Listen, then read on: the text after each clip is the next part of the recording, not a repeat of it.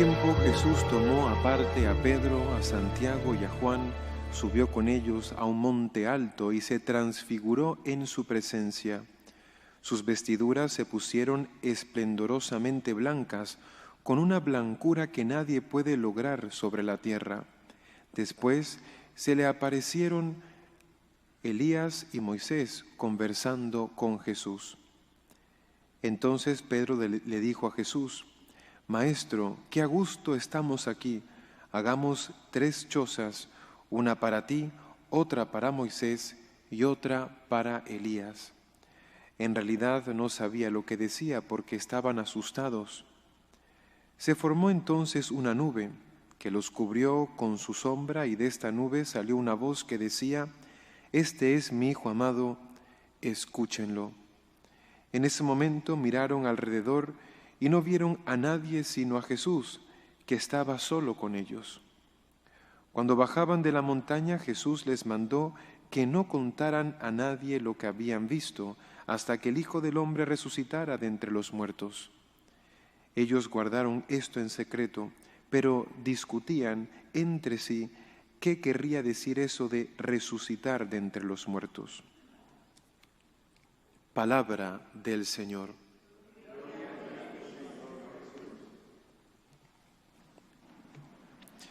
Jesús tomó aparte a Pedro, a Santiago y a Juan, subió con ellos a un monte alto.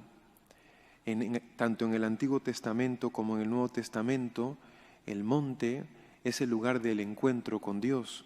Vemos continuamente en el Evangelio cómo Jesús se va a solas a un monte a orar, a un lugar desértico, a un lugar de soledad para estar con su Padre. Sube al monte, es decir, al encuentro con Dios.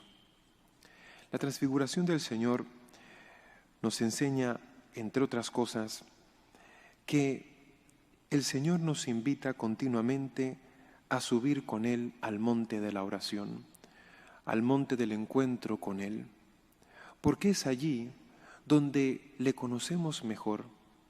Es allí el lugar propicio por el cual nosotros podemos escucharle, que ese es el deseo del Padre.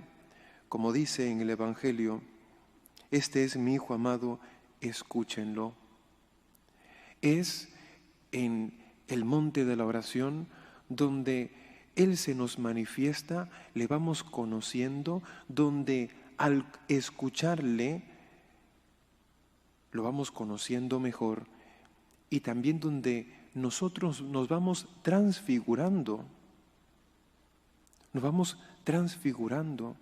La presencia de Dios nos va cambiando, nos va transformando a semejanza de su Hijo.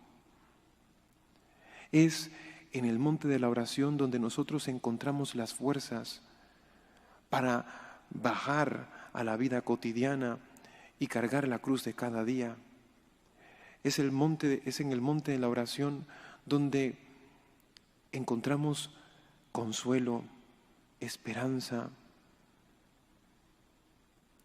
Y el Señor se transfigura delante de nosotros, es decir, muchas veces nos manifiesta su gloria, nos manifiesta su poder, nos manifiesta su misericordia.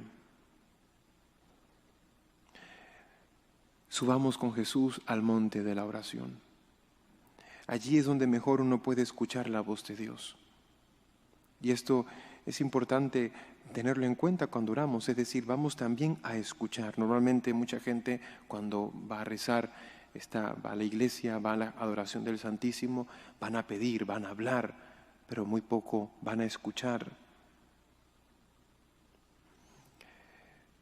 Pero también Jesús, cuando se transfigura delante de estos 3 apóstoles, lo que quiere es afianzar la fe de estos apóstoles en Él, y les muestra su gloria, su divinidad, su majestad, la gloria que Él tenía antes de que el mundo existiese, dice el Evangelio de San Juan. Les muestra su divinidad. Yo soy el Hijo de Dios, yo soy Dios. Vean la gloria que tenía yo, que tengo yo junto al Padre antes de la creación del mundo. Y de esta manera, reforzando la fe de sus apóstoles, ellos iban a poder afrontar la hora de la cruz, un momento muy difícil. Nosotros también tenemos momentos de luz, momentos en los que hemos experimentado la cercanía de Dios, momentos en los que hemos experimentado cómo el Señor se ha manifestado con poder y con gloria y nuestra fe ha sido rejuvenecida, reconfortada. La transfiguración del Señor, por tanto, nos invita a considerar esos momentos en los que hemos tenido esa experiencia cercana con Dios.